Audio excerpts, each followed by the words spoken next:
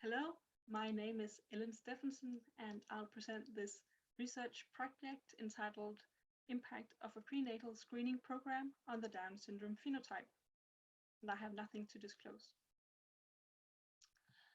This is a brief outline of the presentation.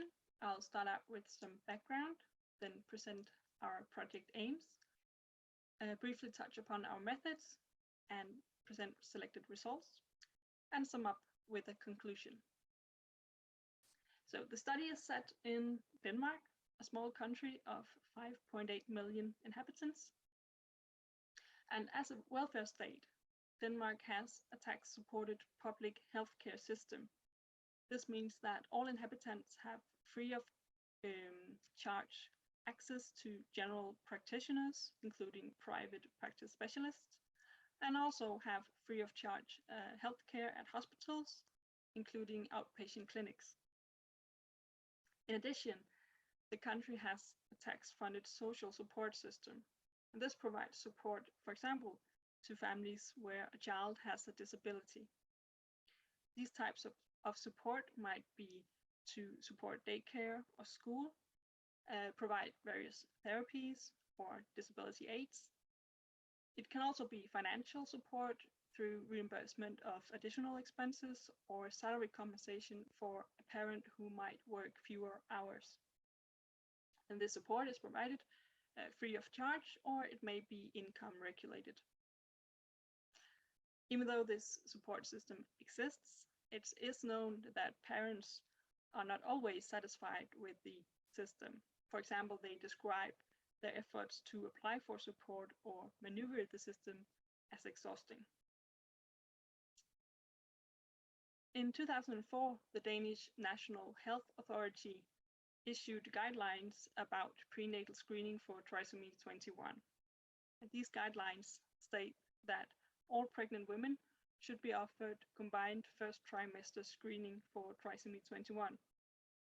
So, according to these guidelines, all women are offered the screening, where the probability of trisomy 21 is assessed during first trimester. If the probability is below 1 in 300, the woman is considered screen negative. If it's above 1 in 300, she's considered screen positive, and she would then be offered invasive diagnostics. And with this cutoff, the screening has been shown to have a sensitivity of about 90%. The screening offer is widely accepted, as seen from the fact that more than 90% of all pregnant women in Denmark attend the first trimester ultrasound scan, where you assess the probability of trisomy 21. We know that following 2004 and following the introduction of the guidelines, as noted by the arrow here, the number of children born with Down syndrome, which is reflected in the y-axis, decreased by about 50%. But apart from this decrease in the number of children born, we don't know much about the potential impacts of offering this universal screening program.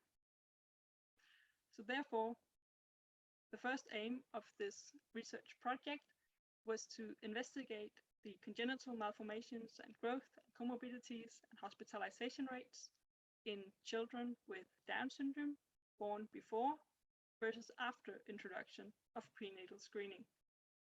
And this was to examine if the phenotype of Down syndrome might have changed following introduction of screening. But of course, these outcomes are only one aspect of life with Down syndrome. So to further increase our knowledge about Down syndrome, we also aimed to explore the experience of family life among parents of children with Down syndrome in Denmark. About Project Aim 1, we obtained data from various Danish health registries. For example, the Cytogenetic Central Register has information about all testings for trisomy 21. The fetal medicine database holds information about various examinations during pregnancy.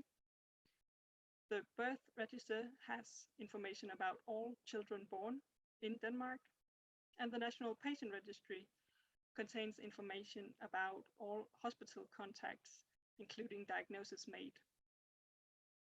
And these various data sources can be linked using the unique personal identification number given to all inhabitants in Denmark upon birth. So the first Project AIM exploits the nationwide data from Danish health registries, and also exploits that we can have information on a number of different outcomes from the registries. And finally, exploits that we can link information from, for example, a pregnancy with the future child born through the personal identification numbers. So we have obtained information on all children born in Denmark from 1995 through 2018. That was about 1.47 million children. And among those, we have identified children born with Down syndrome, those born before and those born after introduction of screening. And in statistical analysis, we will compare these children with respect to the mentioned outcomes. But for now, I won't go into further details with this part of the project, and instead I'll focus on Project AIM2 for the remainder of this talk. So the Project AIM2 was concerned with exploring the experience of family life, and this was performed as a qualitative study.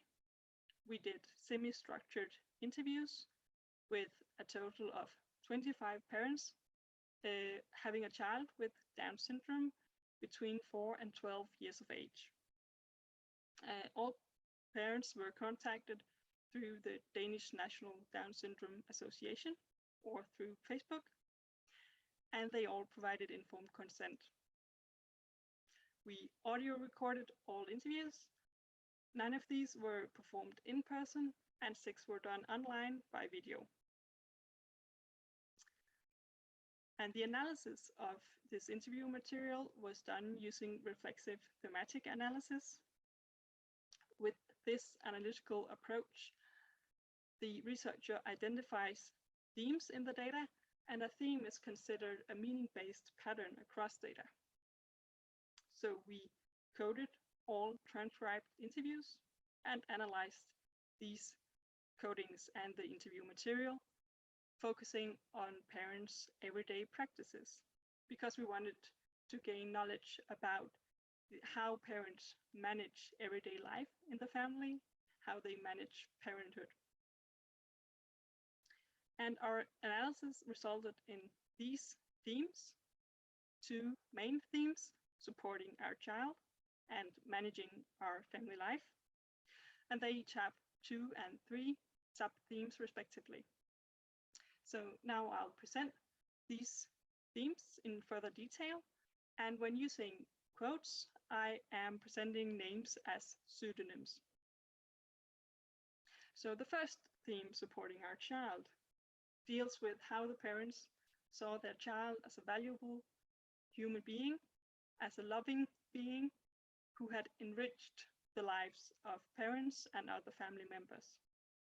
Peter said, "Today, Emily means everything to me, and I couldn't imagine a life without her."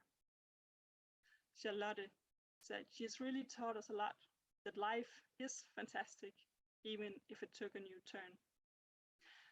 So this fundamental perception of their child as valuable and loving formed the basis for parents' support of their child. And the first sub-theme, a child fulfilling its potential, deals with how the parents found it important to support the child's development. Andreas said, "We also have goals for Agnes, for her to fulfill her potential, just as we want her siblings to fulfill their potential." So the parents identified a need for supporting the child's development.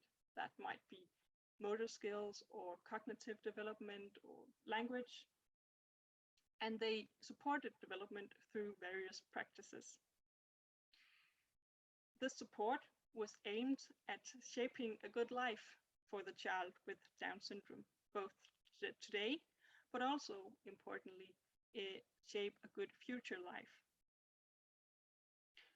The second sub-theme, the child included, not excluded, also deals with the parents' support of the child, but this time with the support that aimed at forming relationships between the child and others.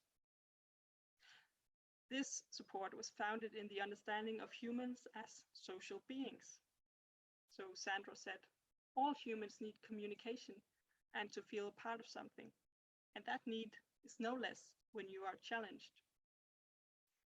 Some parents, however, identified a need for them in stepping in for the child to be able to form these relationships. Louisa explained, Deanna really wants other people, and she benefits from being in a social relation. But she's not the kind of child who just runs into the street or into a classroom and makes new friends. Therefore, parents took action to, for example, match the child with peers of a similar developmental stage to support the child having friends. The second main theme, managing our family life, concerns all the practices parents employed to manage everyday events, manage family activities. And importantly, some parents described not feeling constrained in any way from having a child with Down syndrome. They were just living the life they wanted. But other families or other parents felt that they need to make adjustments to family life. In managing family life, a common theme was being present here and now. Teresa said, you're constantly alert to find out, where is she? What's she doing? So being present here and now reflects how the parents were particularly attentive towards their child with Down syndrome. And they were attentive both mentally, for example, by being at the forefront of things to, for example, avoid dangerous situations, but also physically, for example, by holding the child's hand or by carrying the child if he or she was tired when going for a walk. Sometimes this attention resulted in an unbalance between the attention towards the child with Down syndrome and the attention towards siblings. Christina said, when he was younger, he took up 95% of my attention, and the other two had to share the last 5. But it's better now because he can do more. It gets easier and easier. The second sub-theme, shaping a framework of daily life, concerns all the logistics and all the organizational aspects of daily life. So within this sub-theme lies the practices of family life that concerned, for example, solving the puzzle of time. Rosa said, I have to coordinate all the time. When can I shop for groceries? You know, these practicalities of everyday life, because I can't really bring her for any of it. So this sub-theme was about organization and logistics. And importantly, some of the factors that influenced the framework of daily life were felt as out of parents' hands by the parents. So that might, for example, be hospital appointments, or it might be the bus schedule for the school bus coming to pick up and bring home the child from school. Finally, the third sub-theme, home or away, depicts how being at home and being away from home was being at very different arenas. And particularly, these two arenas were characterized by who was at home and who was away. To some parents, being away from home meant you had to be particularly present. As John explained, if we're going somewhere, you always have to have a plan B, right? So we're not out and about very much. Some parents employed the strategy of splitting up. So one parent would stay at home with the child with Down syndrome, and the other parent would go with potential siblings to, for example, a family gathering. Overall, this everyday practice presented here was aimed at a desired life, and a valuable future for the child with Down syndrome. And it was also aimed at managing a daily life to make things work as it is right now, where various needs of the family had to be met. It's important to mention that the practice described here is contextual. So this means that the practices were rooted in norms about family life. What is a good family? How does a family normally function? What is a good life? And thereby, the practice is shaped by the cultural setting. For example, by which values are seen as important in life. Overall, this research project will update our knowledge on family life and comorbidities in Down syndrome.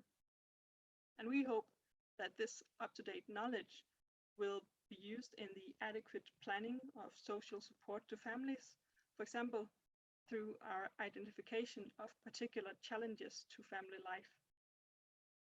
We also hope that this knowledge will improve healthcare for children with Down syndrome. And we hope that it will improve counseling of new or prospective parents of a child with Down syndrome. In addition, the project contributes to an evaluation of a prenatal screening program as the one set up in Denmark. And this evaluation might be used in future decision-making about potential screening programs, for example, for other genetic conditions. So overall, in conclusion, this project provides experiences from a setting with a tax-supported healthcare and social services system with a free-for-all, high uptake first trimester screening program, and with high-quality health registry data. And we will present or provide results that are of value to families where a child has Down syndrome, but also of value to professionals that work within healthcare or social care with families or with children with Down syndrome, and to professionals working with prospective or new parents. And with this, I would like to thank all the participating parents for sharing their stories and opening up their homes. I would like to thank our collaborators, Sina Lu, Lars Henning Pedersen, and Stephanie Santoro. I would also like to thank the project's external advisory board, Line Larsen from the Danish National Down Syndrome Association, and Gitte Runde and Puk Sanager. And I'd like to thank our funding bodies. So thank you for your attention, and thank you for giving me the chance to present this project today.